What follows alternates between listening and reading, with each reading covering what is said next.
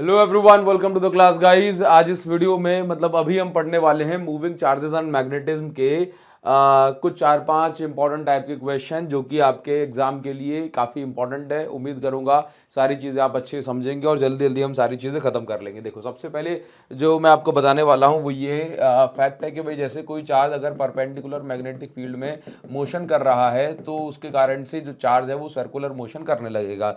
जब भी circular motion करेगा तो इस समय इसकी जो रेडियस होगी इसके पाथ की, उसका फॉर्मूला होता है R is equal to M V upon Q B. ठीक है, जो एक चक्कर पूरा करने में जो उसको टाइम लगता है इसका फॉर्मूला होता है T is equal to pi M upon Q B. ठीक है, फ्रीक्वेंसी जो होती है ये होती है आपके पास क्यू बी बाय 2 पाई एम। ठीक, तो ये फॉर्मूले हैं जो कि आपसे पूछे जाते हैं, जो मतलब जिन पर बेस्ड क्वेश्चन आते हैं। और सबसे ज्यादा जो क्वेश्चन पूछा जाता है वो इस रेडियस के लिए पूछा जाता है कि भाई अगर कोई चार्ज पर्टिकुलर मैग्नेटिक फील्ड में मोशन कर रहा है तो भाई उस के पाथ की रेडियस क्या होगी, और इस पर बेस्ड क्वेश्चन पूछे जाते हैं। या आपको दे दिया जाएगा कि एक इलेक्ट्रॉन है और एक प्रोटॉन है, ये दोनों घूम रहे हैं तो दोनों की रेडियस का रेशियो क्या होगा। एक प्रोटॉन घूम रहा है और एक न्यूट्रॉन घूम रहा है, दोनों की रेडियस का रेशियो क्या होगा। इस पर बेस्ड जो है क्वेश्चन पूछ ले जाते हैं। ठीक है, अब आप ये देखो, ये रेडियस का जो फॉर्मूला बन रहा है वो कितने तरीके से बना दिया जाता है। एक हो गया M V upon Q B. अब M V upon Q B को हम पी अपॉन एम वी, क्योंकि मास इंटू वेलोसिटी मोमेंटम होता है तो मोमेंटम अपॉन क्यू बी भी हो सकता है। ठीक है, इसके अलावा आर इज इक्वल टू, मैं आपको बता दूं भाई मोमेंटम जो है काइनेटिक एनर्जी के टर्म्स में लिखना हो तो अपन को रूट टू एम के अपॉन क्यू बी भी लिखते हैं। ठीक है, तो ये जो है अलग अलग फॉर्मूले हैं रेडियस के जिन पर बेस्ड जो है क्वेश्चन पूछ लिया जाता है। देखो, तो इसे मान के चलो ये आपको क्वेश्चन मिल रहा है, इस क्वेश्चन में क्या दिया हुआ है एक बार पढ़ लेना। सेम फॉर्मूला है इसलिए मैंने ये क्वेश्चन ले लिया, आपको कह दिया हुआ है क्वेश्चन में, जरा पढ़ो कैसा क्वेश्चन पूछा जाता है। क्वेश्चन में लिखा होगा कि अल्फा पार्टिकल है। अल्फा पार्टिकल के बारे में एक बात याद रखो कि अल्फा पार्टिकल का जो मास होता है, मास ऑफ अल्फा पार्टिकल, ये प्रोटॉन के के मास के 4 गुना ज्यादा होता है। और अल्फा पार्टिकल का जो चार्ज होता है ये प्रोटॉन के चार्ज से 2 गुना ज्यादा होता है। ठीक है, अल्फा पार्टिकल है ये 10 kilo volt potential difference apply करा गया, मैग्नेटिक फील्ड की वैल्यू आपको दी गई। अब आपसे क्या पूछा जा रहा है, रेडियस ऑफ पाथ आपसे पूछा जा रहा है, रेडियस निकालना है आपको। देखो, सिंपल सी बात है। तो इस फॉर्मूले में आप क्या करेंगे भाई, mass into velocity upon Q into B, M B upon Q B आपको लगाना है क्योंकि रेडियस का फॉर्मूला यही है। अब एक्चुअल में क्या है कि आपको इसमें मास ऑफ अल्फा पार्टिकल तो पता है क्योंकि प्रोटॉन का मास हम जानते हैं। ठीक है, और यहां पर दिया भी हुआ है। ठीक, क्यू चार्ज ऑन प्रोटॉन में पता है, मैग्नेटिक फील्ड की वैल्यू में दी हुई है, लेकिन वेलोसिटी नहीं दी थी, वेलोसिटी नहीं दी थी। तो वेलोसिटी के लिए क्या करना पड़ा, वेलोसिटी के लिए हमें यहाँ पर कुछ और चीजें दी हुई हैं। जैसे कि वेलोसिटी के लिए हमें कंडीशन, अगर वेलोसिटी दी होती तो डायरेक्ट फॉर्मूले पुट कर देते, और अगर वेलोसिटी नहीं दी तो याद रखिए काइनेटिक एनर्जी का फॉर्मूला होता है charge into potential difference. Kinetic energy half M V square, potential difference यहाँ पर दिया हुआ है जो कि पर्टिकुलर वैल्यू है। तो v की वैल्यू आपने वेलोसिटी यहां से निकाली, ये आई और उसको पुट कर दी तो रेडियस आपने निकाल दी। तो मतलब ये जो फॉर्मूला आप देख रहे हो इस पर बेस्ड इस तरह का भी क्वेश्चन पूछा जा सकता है। देखिए बच्चों, इस क्वेश्चन में क्या दिया जा रहा है, आपको यहाँ पर लिखा हुआ है चार्ज पार्टिकल है जो कि एक्सेलरेट कराया जा रहा है जिसको v पोटेंशियल डिफरेंस है, परपेंडिकुलर यूनिफॉर्म मैग्नेटिक फील्ड में, तो ऑब्वियसली बात है सर्कुलर मोशन करेगा जिसकी रेडियस होगी, पाथ की रेडियस होगी r। यदि वो पोटेंशियल डिफरेंस कैपिटल v को डबल कर देगा तो फिर रेडियस क्या हो जाएगी। देखो, तो आपको जो है नई रेडियस निकालना है। तो रेडियस का फॉर्मूला तो M B upon Q B भी लगा सकते हैं, पी अपॉन क्यू बी भी लगा सकते हैं, रूट टू एम के अपॉन क्यू भी लगा सकते हैं, लेकिन हमें जरूरत के हिसाब से लगाना है। तो यहाँ पे क्वेश्चन में पोटेंशियल डिफरेंस दिया है तो रूट टू एम के अपॉन क्यू भी लगाएंगे। तो क्योंकि हम जो काइनेटिक एनर्जी उसको पोटेंशियल डिफरेंस के टर्म में इस तरह से Q इंटू वी लिख देते हैं, तो हमने यहाँ पे लिख दिया काइनेटिक एनर्जी की जगह Q इंटू वी। तो जो रेडियस है ओरिजिनल रेडियस वो पहले इतनी आई, अब हम निकाल रहे हैं नई रेडियस। तो अगर आपने V को डबल कर दिया तो V की जगह हमने क्या लिख दिया, देखो 2V लिख दिया नई रेडियस में। ठीक है, तो ये क्या हो जाएगा, तो ये रूट टू बाहर निकल के आ जाएगा और ये वैल्यू किसकी, R की। तो जो नई रेडियस है वो कितनी हो जाएगी, root two times of R। मतलब इस तरीके से वेरिएशन करके क्वेश्चन आपको दिए जा सकते हैं। ठीक है, चलिए इसके बाद देखो जरा नेक्स्ट क्वेश्चन क्या दिया है। अब जैसे मान के चलो आपसे पूछ लिया गया कि भाई फ्रीक्वेंसी का रेशियो निकालो, तो फ्रीक्वेंसी का रेशियो आप इस तरीके से निकाल सकते हैं। किस किस के लिए फ्रीक्वेंसी का रेशियो निकालना है, आपको प्रोटॉन के लिए, इलेक्ट्रॉन के लिए। तो प्रोटॉन और इलेक्ट्रॉन का चार्ज तो सेम होता है, बस मास में थोड़ा सा अंतर होता है। ठीक है, तो बस वही चीज आपको यहाँ पर समझनी है। ठीक, तो आप इसको इससे कैलकुलेट कर सकते हैं। अच्छा देखो, इस क्वेश्चन में अब इस टाइप का क्वेश्चन ही पूछ लिया जा सकता है आपसे। आपसे कहा जाए कोई चार्ज पार्टिकल है, ये इस तरह से अगर किसी 30 डिग्री पर जो है एंटर कर रहा है मैग्नेटिक फील्ड में, तो आपको क्या ड्रॉ करना है, draw the presence of field and explain how particle describe its path. देखो, कभी भी कोई पार्टिकल मैग्नेटिक फील्ड में परपेंडिकुलर एंटर करेगा यूनिफॉर्म में तो सर्कुलर मोशन करेगा, अगर एंगल पे एंटर करेगा तो ये इस तरह से हेलिकल मोशन करेगा। वो इतना ही बताना था, ये कोई न्यूमेरिकल नहीं है। ठीक है ना, अब देखो जो नेक्स्ट मैं आपको बताने वाला हूँ इसमें ये इस टाइप का क्वेश्चन भी काफी इंपॉर्टेंट है, ध्यान से देखना जरा। देखो क्या होता है, इसे मान के चलो ये मेरे पास एक सर्कल है, समझना, ये मेरे पास एक सर्कुलर कॉइल है, ये मेरे पास सर्कुलर कॉइल है और इस कॉइल में कोई भी करंट फ्लो हो रहा है, लेट्स से इस डायरेक्शन में इसमें कोई करंट फ्लो हो रहा है, ठीक है। और ये मेरे पास एक और कॉइल है, इसमें करंट फ्लो हो रहा है इस डायरेक्शन में, ठीक। तो आपको जैसे पूछ लिया जाएगा कि भाई इसके सेंटर पे नेट मैग्नेटिक फील्ड निकालो, क्या निकालो, इसके सेंटर पे नेट मैग्नेटिक फील्ड। मान के चलो कि अगर मेरे पास एक कॉइल, पहली वाली कॉइल जो है ये ऐसे रखी हुई है, पहली वाली कॉइल ऐसे है, ठीक है, पहली वाली कॉइल ऐसे है इस डायरेक्शन में, तो और करंट इसमें कैसे फ्लो हो रहा है, ऐसे, तो इसकी मैग्नेटिक फील्ड कहाँ बनेगी, इस डायरेक्शन में, ठीक है। और दूसरी वाली कॉइल में करंट कैसे फ्लो हो रहा है, ऐसे, देखो जरा ऐसे, तो इसकी मैग्नेटिक फील्ड कहाँ बनेगी, इस साइड। जैसे मान के चलो ये मेरे पास कॉइल 1 हो गई, ये मेरे पास कॉइल 2 हो गई, तो इसकी मैग्नेटिक फील्ड कितनी, B1, इसकी मैग्नेटिक फील्ड कितनी, B2, ठीक है। तो रिजल्टेंट जो मैग्नेटिक फील्ड मैं निकालूंगा वो हो जाएगी B is equal to root, देखो दोनों परपेंडिकुलर है 90 डिग्री पे, तो root B1 square plus B2 square हो जाएगी, ठीक है। तो B is equal to B1 की वैल्यू क्या हो जाएगी, देखो B1 ये कौन सी कॉइल है, सर्कुलर कॉइल, कहां पे मैग्नेटिक फील्ड निकाल रहे हैं, सेंटर पे, दोनों के कारण है ना, दोनों के कारण। तो फॉर्मूला लगेगा म्यू नॉट आई अपॉन, या mu naught I1 upon 2R1 plus mu naught I2 upon 2R2, और जो भी वैल्यूज आपको गिवन होंगी उसके अकॉर्डिंग आप जो है इसको सॉल्व कर लेंगे, आपका आंसर आ जाएगा, ठीक है। तो नेट मैग्नेटिक फील्ड जो हमें मिलेगी वो यहाँ मिलेगी, कौन सी, नेट मैग्नेटिक फील्ड। अब आपको नेट मैग्नेटिक फील्ड की डायरेक्शन निकालनी हो तो आप यहाँ पर जो है टेन थीटा भी लगा सकते हैं, जैसे कैसे मैं आपको समझा देता हूँ। जैसे मान के चलो ये हमें क्वेश्चन दे दिया गया, अब इस क्वेश्चन में हमें बताया गया कि दो आइडेंटिकल लूप है P और Q है, ठीक है, दोनों की रेडियस कितनी है, 5 सेंटीमीटर, तो कोई बात ही नहीं है, ठीक। ये दोनों क्या है भाई, परपेंडिकुलर है एक दूसरे के, और इनका जो सेंटर है वो कैसा है, कॉमन सेंटर है, दोनों का सेंटर कैसा है, कॉमन है। अगर एक में, पहले में 3 एम्पियर करंट फ्लो हो रहा है और दूसरे में 4 एम्पियर करंट फ्लो हो रहा है, तो आपको जो है नेट मैग्नेटिक फील्ड निकालनी है और उसकी डायरेक्शन बतानी है, ठीक है। तो पहले मैंने क्या किया, बी में 3 एम्पियर करंट फ्लो हुआ, तो mu naught I upon 2R, तो mu naught I upon 2R, इसकी रेडियस कितनी है, 5 सेंटीमीटर, चलो ये हो जाएगी, इसकी रेडियस भी 5 सेंटीमीटर, ये हो जाएगी, ठीक है ना। तो BP जिसको हमने, या B1 B2 हम मान लेते हैं, या BP BQ मान लेते हैं, ठीक है। तो नेट मैग्नेटिक फील्ड निकालनी है तो इसका, और ये मतलब सेम फॉर्मूला मैंने जो आपको अभी बताया है, बस इसको पुट करा और जो नेट मैग्नेटिक फील्ड निकल के आई वो इतनी निकल के आ गई। अब आपको क्या है, नेट मैग्नेटिक फील्ड की डायरेक्शन निकालनी है, देखो नेट मैग्नेटिक फील्ड कहाँ है भाई, बीचों बीच से ऐसे जा रही है, ठीक है। तो नेट मैग्नेटिक फील्ड निकालने के लिए परपेंडिकुलर अपन बेस लगा दो, परपेंडिकुलर क्या है, BP, बेस क्या है, BQ। तो इस टाइप का क्वेश्चन काफी पूछा जा सकता है, काफी इंपॉर्टेंट है, ध्यान रखना। करंट की डायरेक्शन हो सकता है कि अगर मान के चलो करंट की डायरेक्शन ऐसे ना लेकर के ऐसे ले गई, जो हॉरिजॉन्टल में अगर करंट की डायरेक्शन ऐसे दिखा दी तो डायरेक्शन जो मैग्नेटिक फील्ड होगी नेट वो नीचे की साइड जाएगी, ठीक है। तो इस तरीके से आप समझना ना। अब इस टाइप में नेक्स्ट जो क्वेश्चन पूछा जा सकता है वो क्वेश्चन आपका पूछा जा सकता है, कौन सा, वो क्वेश्चन आपका पूछा जा सकता है magnetic field on the axis of circular coil.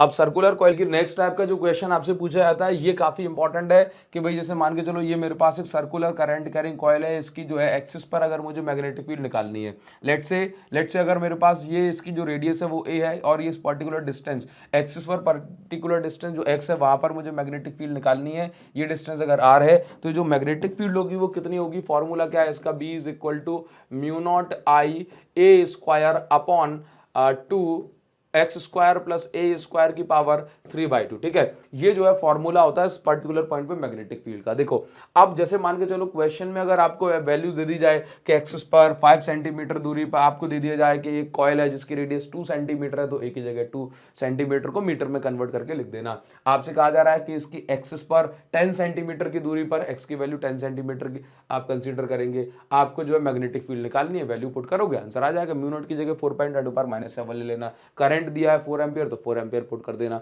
ठीक है। अब मान के चलो क्वेश्चन आपको ये दे दिया गया कि एक कॉइल है जिसकी रेडियस, जो हम नेक्स्ट टाइप का क्वेश्चन करने वाले हैं, जिसकी रेडियस है कैपिटल R, और आपको जो कैपिटल R डिस्टेंस पर ही मैग्नेटिक फील्ड निकालनी है, तो x की वैल्यू भी क्या पुट करनी पड़ेगी, कैपिटल R, ठीक है। और करंट जो भी फ्लो हो रहा है वो आपको दिया होगा, ठीक। चलिए तो इस टाइप का जैसे मान के चलो आपको क्वेश्चन मिल जा रहा है तो आपको बताना है कि देखो क्वेश्चन क्या है कि magnetic field centre of A current carrying coil of loop of radius R is B1। जैसे मान के चलो कि अगर आपसे कहा जा रहा है कि circular at the centre of a circular current carrying loop, अगर मेरे पास एक करंट कैरिंग लूप है जिसकी रेडियस क्या है R है, ठीक है, इसकी रेडियस क्या है, आर है, ठीक है। तो इसके सेंटर पे कहां दिया है, सेंटर पे जो मैग्नेटिक फील्ड बन रही है इसको नाम दिया इन्होंने B1, और B1 क्या होगी, mu naught I upon 2r।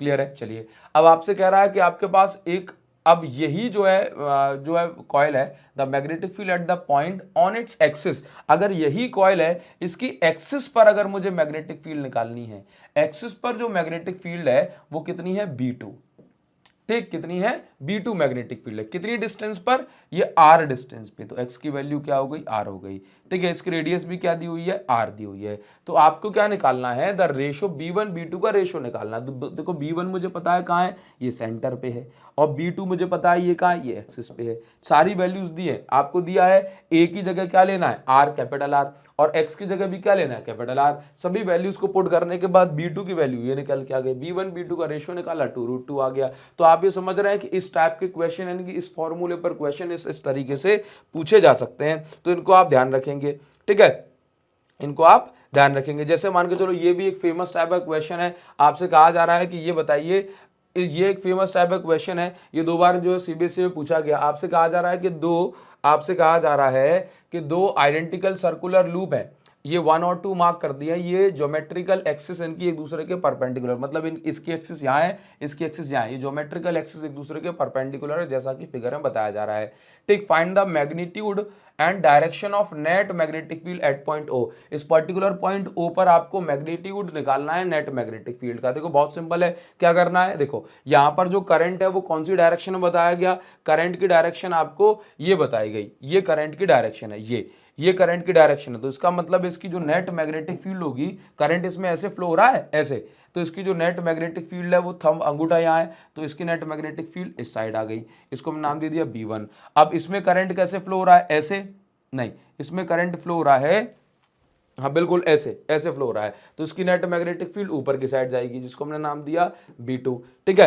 तो B1 और B2 पहले मुझे निकालना है, तभी तो मैं यहाँ पर नेट मैग्नेटिक फील्ड निकाल पाऊंगा। नेट मैग्नेटिक फील्ड निकालने के लिए क्या चलेगा, B is equal to √B1 square plus B2 square, ये लगाऊंगा, आंसर आ जाएगा। तो उसके लिए मुझे B1 और B2 चाहिए, तो B1 और B2 के लिए सिंपल सा फॉर्मूला क्या होता है, एक्सिस फॉर्मूला क्या होता है, mu not I A square upon 2x square plus A square की पावर 3/2। बस अब आप यहां पर देखो ए क्या है, रेडियस। अब रेडियस कितनी दी हुई है, रेडियस नहीं दी तो मैंने r मान ली, रेडियस नहीं दी तो मैंने कितनी मान ली, r मान ली, ठीक है, r मान ली,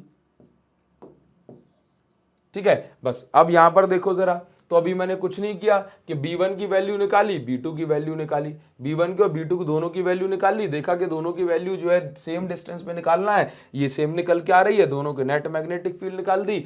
और इसके बाद नेट मैग्नेटिक डायरेक्शन जब भी निकालते हैं तो परपेंडिकुलर अपॉन बेस जो है यहाँ पे कर लेते हैं, आंसर आ जाता है, तो 45 डिग्री डायरेक्शन हो जाएगी इसकी। तो इस टाइप से जो है क्वेश्चन आपसे पूछे जाते हैं, आप इसका स्क्रीनशॉट ले सकते हैं। अच्छा देखो, किसी क्वेश्चन में मैग्नेटिक मोमेंट निकालने को दे दिया जाए तो m is equal to n into I into A लगा देना, मैग्नेटिक मोमेंट निकल जाएगा, ठीक है। इस टाइप के क्वेश्चन इसमें पूछे जाते हैं। अब देखो इसमें क्या है, एक नेक्स्ट टाइप का क्वेश्चन, अगर आपके पास 2 पैरेलल वायर है जिनमें करंट फ्लो हो रहा है, तो पहली चीज आप याद रख लो, अगर वायर में सेम डायरेक्शन में करंट फ्लो हो रहा है तो वायर अट्रैक्ट करेंगे, और अगर अपोजिट डायरेक्शन में करंट फ्लो हो रहा है तो वायर रिपेल करेंगे। फॉर्मूला होता है mu not bye 4 pi 2I1 I2 upon distance. अगर सिंपल एक नंबर में इस टाइप का क्वेश्चन पूछा जा सकता है, तो आप यहाँ पर दोनों वायर के पर यूनिट लेंथ पे जितना फोर्स लगता है, फोर्स पर यूनिट लेंथ आप यहां से इससे निकाल सकते हैं, ठीक है। तो न्यूटन पर मीटर होगा, ये न्यूटन पर मीटर, ठीक है। चलिए आगे हम बढ़ेंगे। अब ये जो टाइप आप देख रहे हैं ये काफी इंपॉर्टेंट टाइप है, इसको एक बार आप जरा ध्यान से देख लें। इस क्वेश्चन में क्या कहा जा रहा है, इस क्वेश्चन में क्या कहा जा रहा है, जरा एक बार देख लेना। इस टाइप का क्वेश्चन आपसे एग्जाम में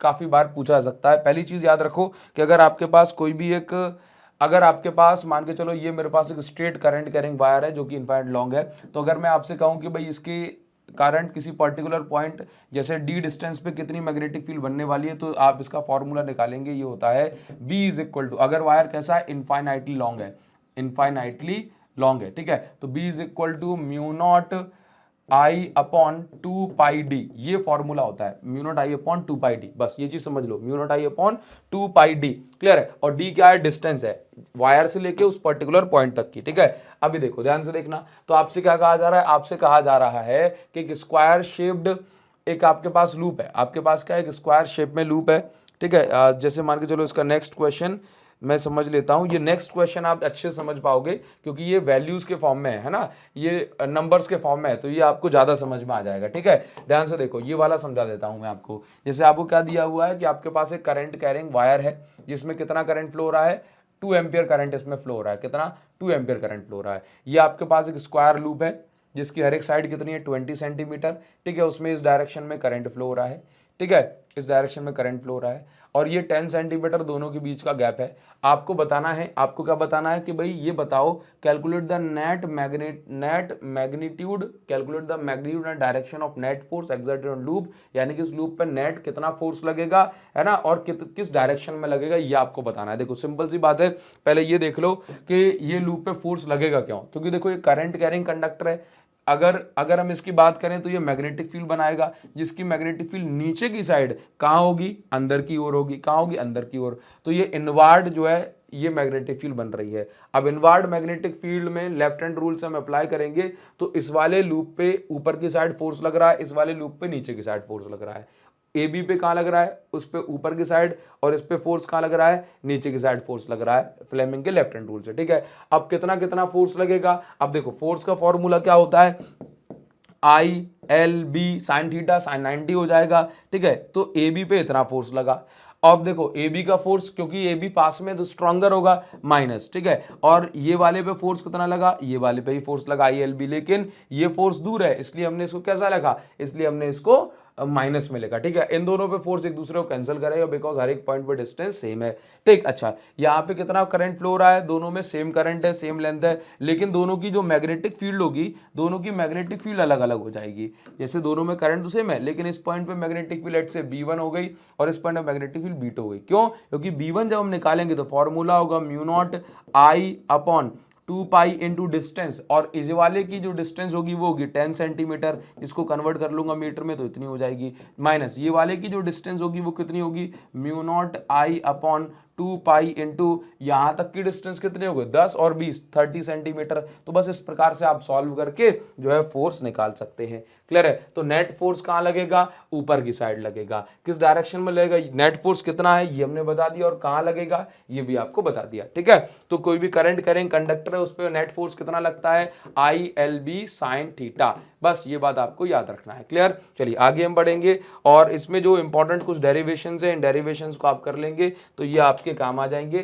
तो उम्मीद करूंगा एग्जाम टाइम से जो क्विक रिवीजन के लिए इतने डेरिवेशन न्यूमेरिकल्स आपके लिए सफिशिएंट होंगे। वेक्टर फॉर्म लिखना सीख लेना, बायो सेवर्ट लॉ का काफी बार पूछा जाता है ना। चलिए तो अभी के लिए इस वीडियो के लिए इतना ही, और बस आराम से टेंशन फ्री होकर के पेपर देना। जो भी करना है वो अच्छे से करना, बिल्कुल ठंडे मन से, और कोई भी क्वेश्चन छोड़ के मत आना। बस इतना ही आपसे कहना चाहता हूँ पेपर से पहले। ठीक है, thank you so much guys, thanks a lot, see you again in the next video, thank you.